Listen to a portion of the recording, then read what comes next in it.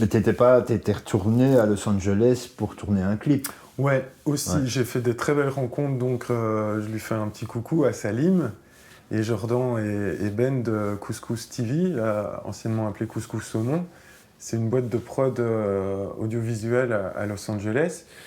Et un jour, Salim me dit, ouais, j'ai montré une des vidéos, il était venu en Belgique, Salim. On était allé à Amsterdam en week-end et je lui avais fait visiter Bruxelles et la culture belge. Il voulait goûter les carbonates flamandes, les chicons au gratin et tout ça. Et c'est un pote à Nekfeu, l'artiste français, là, le rappeur. On avait été voir en VIP Nekfeu, puis on était parti à Amsterdam. Il m'avait shooté dans un skatepark près du recycleur à Bruxelles. Et donc, de retour à Los Angeles, donc il monte sa boîte. Et il y a Pavel Brenner, donc, qui a fait les clips de Lorne, des millions de vues, qui est un grand nom de la réal. Il a vu ces images que Salim avait tournées de moi entre Bruxelles et Amsterdam. Il a dit, je veux ce gars dans le clip pour Brodinski. Donc Salim me sonne, il me dit, on va se revoir bientôt.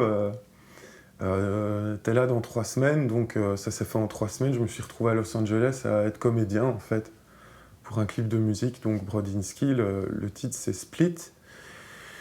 Et sous la direction de Pavel, il y avait Pierre Pell aussi, une belle rencontre, un Parisien qui a travaillé pour Michel Gondry dans le production design. Une belle équipe de jeunes dynamiques, incroyable.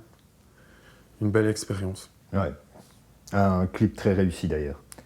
Je trouve aussi.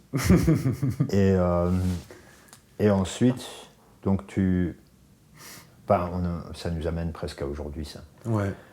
Et tu fais quoi aujourd'hui dans la musique ?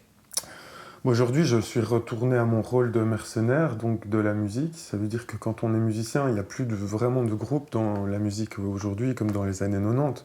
Dans les années 90, les grands groupes, on ne pouvait pas remplacer un musicien. Donc aujourd'hui, on est tous des mercenaires musiciens à chercher des projets ou à être engagés dans un projet ou l'autre. Et tu joues avec qui ? Depuis, j'ai juste fait Tripod, des remplacements, du travail en studio. Tripod, c'est avec Alexandre Karovis au chant, on a joué au Ronquière, on a développé son projet avec ses comparses. Très chouette équipe. Mais on n'a pas fait beaucoup de live, on a défendu les morceaux qu'il avait déjà composés, j'ai produit en studio avec eux. Et ensuite, il ne s'est plus passé grand-chose. Il y a eu le Covid, tout ça.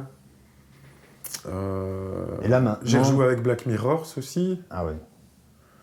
Et là, maintenant, je suis plus dans la production. Je fais des beats, du sound design. Et tu participes au projet de Rory aussi. Ouais, ça c'est tout frais depuis le Covid. Enfin, on va développer, quoi.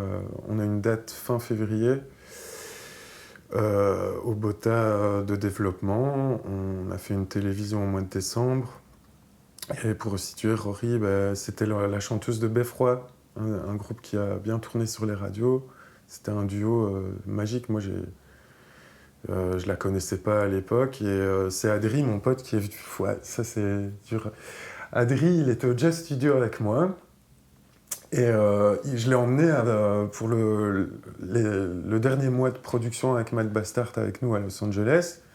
On ne s'est pas quitté depuis les années de Jazz Studio. On a joué dans Bikinians aussi ensemble, dans Romano Nervoso. Et il m'a appelé parce que c'est l'amoureux de Rory.